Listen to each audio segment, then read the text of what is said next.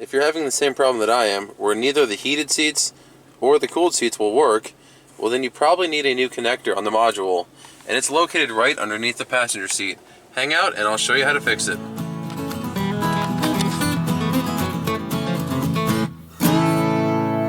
And here's the kit you're going to need to fix this. It's part number WPT928, and it's a heated seat module connector. Comes with everything you need, instructions and everything. The first step is going to be to get a T55 Torx bit and remove the 4 bolts. There's one in all 4 corners. You might have plastic covers over them like this. You're just going to yank them off. It's going to feel like they're going to break. They won't. Don't worry about it. Just pull them off of there and you will see. I'll get a light and show you better here, but there's going to be a bolt down under all 4 corners just like that. And you're going to find a bunch of loose change. You might make money in the process. Okay, I got all 4 bolts removed, and now we're going to tip the seat back. You could probably do this with the seat in place, but it's going to be a lot easier if you unbolt it, I think. And what we're looking for is, let me throw the cell phone down there. There we go. What we're looking for is this first big black box right in front here. Upon closer inspection, you'll see a tab here and here. You're going to push those back in towards the front of the vehicle, and the control module will slide down out of its mounting place. So we'll push this one and pull down, and actually I might not even have to push this one. There we go. And there it is. Just this little black box up here. Alright, and now that we've got it removed, we're going to be working with this connector here. What happens is the ground wire burns the pins up inside, therefore no longer providing a good ground connection to the module itself. So we'll unplug it and I'll show you what I'm talking about. So the way I like to do this is remove these 2 connectors first and just give you a little bit more wiggle room. You'll see these blue tabs. You're going to pull those up. Those are locks which keep it connected. You'll pull both those up. Oh, come on. Sometimes a little screwdriver is helpful. Well, anyway, you'll pull them up and you'll see that right here in the center. You're going to push that in with your thumb and pull up and it will slide out. So I'm going to get that screwdriver I was talking about, get this popped up, and get it unplugged, and we'll go to the big one next. Alright, and you don't have to go crazy with the screwdriver method. You're just going to poke it in there and just give it a little twist. Sometimes you just can't quite get it up with your bare fingers. There we go, that's it. Just a little extra persuasion is all it needed. Now, the big one, you're going to push this thumb tab right in the center and pull up and wiggle a little bit. And this one could be a little bit more tough just because it is melted. You know, the pin's being melted in there. You got melted plastic kind of gooping the thing together. Alright, there we go. It is unplugged. Alright, you can see those top 2 left pins here are all charred and brownish black. Yours won't be this bad. This is greatly exaggerated from where it started. I kind of did a temporary hack, if you will. If you look, you can see my finger, if I get it lined up just right, you can see all the way through this connector. I took a drill bit and drilled all the way through this connector, and I took the 2 wires that should be connected there and poked them straight through the connector down to the module, and I soldered them directly to the module. Now, I really don't recommend that. There's many things that can go wrong while you're doing that, but it was a temporary fix. It was just to get by until I got the kit here, and this pin here held great. I just cut it right now, and the one just to the left of it broke about 1 day after the repair, so that was awesome. I was hoping to have heated seats while I waited for my part to come in, because once you get used to having nice warm heated seats on your hiney, you kind of hate going back to cold leather seats when it's 0 degrees outside. I probably should have done it right from the start, which is why when I did buy the kit, I bought the factory part. I didn't try and save money on the aftermarket ones. Highly recommend this one, because I figure if the Ford one burned up originally from the factory, you know, how good's the aftermarket one going to be? Hopefully this one that's supposed to be the fix will take care of it. You don't have to throw it on the ground if you don't want to. Alright, let's open up this package and see what we get. Alright, here's the new connector with probably 12 inches of pigtail. That's quite nice how much wire they give you here. What I would recommend doing, is, just picking a pin. Doesn't matter which one, just pick one and start with that one. Cut it on the factory harness, take the corresponding wire here, and in the kit you will find all these little crimp things. And they want you to crimp the wire harness, the old to the new, and heat shrink it. Now you'd put the heat shrink on first like this. You would have to strip the wire sheathing off of this insulation. You'd have to strip the insulation off. Put your little crimper connection over each end of the wire from the new to the old. Crimp, crimp. Slide this over and heat shrink it. Well, what I'm going to try and do, I've got a little tiny tool that you actually go in and can push down these little metal tabs in the back and pull the wires out.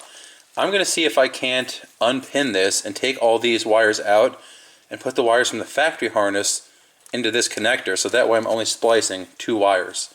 If that doesn't work, I'll go ahead and do this whole mess of crimping and heat shrinking, but I would like to use the factory little metal plugs as much as I possibly can.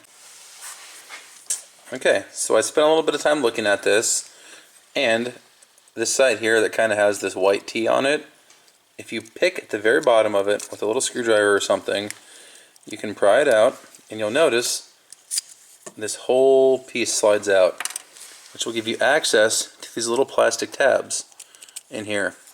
So I'm going to orient it with the release tab on the top, so I will call this top left. And what I will do is, actually I think the top left were the burned ones. Let me go check before I start removing pins. Okay, the top left were the burned ones, so I'm going to leave these 2 pins and I'm going to remove the rest. So what you'll do is this little plastic tab here, you're going to pull down on that, and then you should be, oh dang it, pull down on that, come on, wedge a little screwdriver or something. These are actually specifically designed for removing pins. Typically they slide in from the back side up along the wire, but with how easy this one came apart, I'm just doing it this way. Get this little tab, come on, there we go, get the tab pulled out, grab the wire from the back, pull down, and it pulls right out, just like that. Let's see if I can get it a little bit better in frame this time. Push down on the tab, come around to the back, grab the wire, pull the wire. That simple. And you're just going to repeat that until you've got every single one of these wires pulled out. Now, if you want to use the butt connectors and the heat shrink, by all means, go ahead and do that. I just don't want to have a butt connector on every single one of these wires under the seat. I just like having the factory plugs, less modification. Alright, now this is going to be the exact same thing. You can see on the side of the connector, we've got that same white T kind of shape. So we're just going to grab that with the screwdriver and pick it out of there. Actually, I'm just going to jam it from the top side and see if I can't just slide it over. This connector is already ruined, so I'm not really too concerned about it. It's pretty well melted in there. I ended up having to destroy most of this connector to get that centerpiece out. But now that I did, it's the exact same process. It's just lift up the little tab in the center and then pull the wire out the back. And then after you've pulled the wire out the back, oh, come on, it's halfway out. Maybe I need to pull that tab up again. These ones are a little more finicky since this thing's all melted. I pretty much cut the entire melted corner off. After you got the wire pulled out, you just push it in the corresponding slot in the new harness, and you'll hear it click when it's in all the way.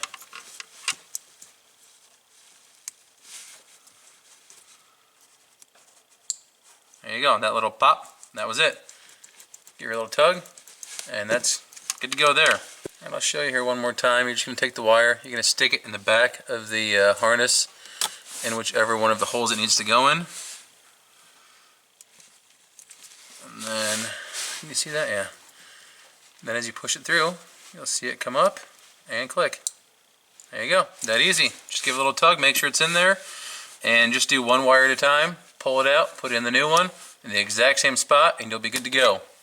Okay, now for these very last 2 pins that burned in the original connector, we're going to do exactly what the kit was intended for. We're going to take the original wire harness here, which I've cut, and we're going to splice it with the new one.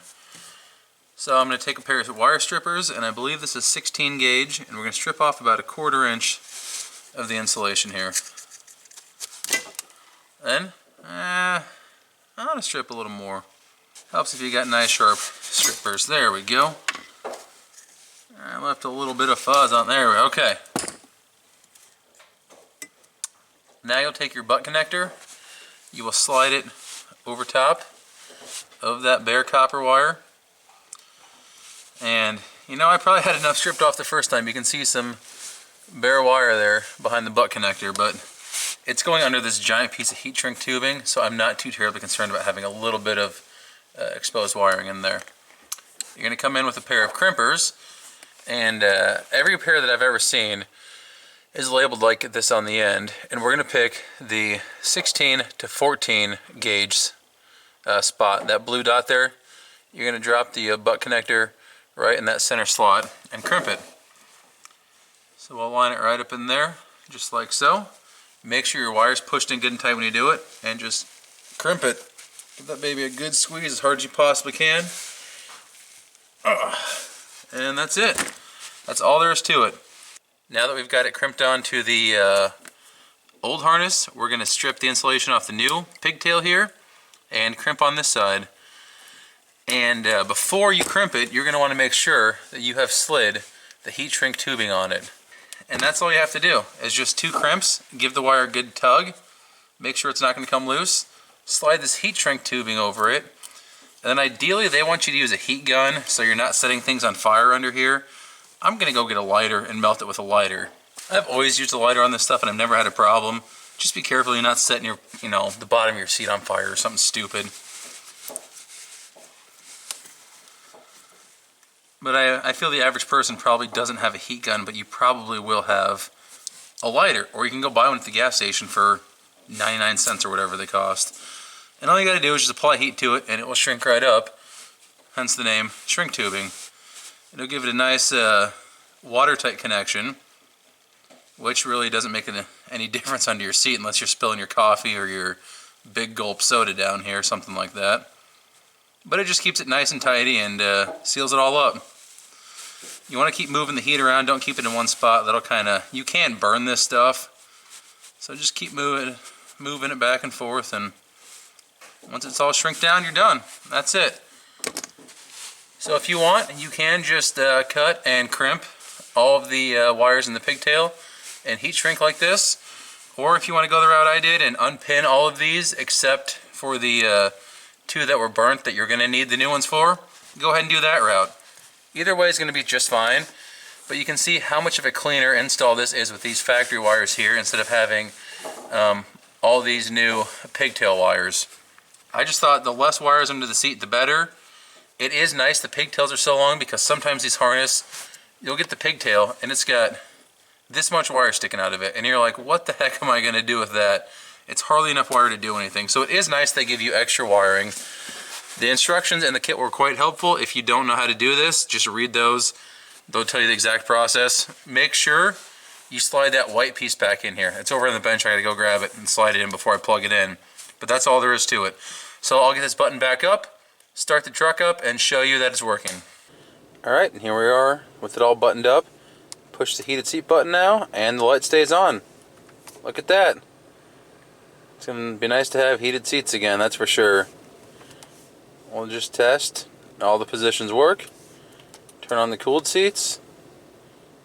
Good to go. I don't know if you can hear that or not, but the fans are blowing away in the cooled seats. I can hear the relays clicking and everything, so I'm going to call this one a win. If you guys like this or found it helpful, please subscribe, stick around for the next video.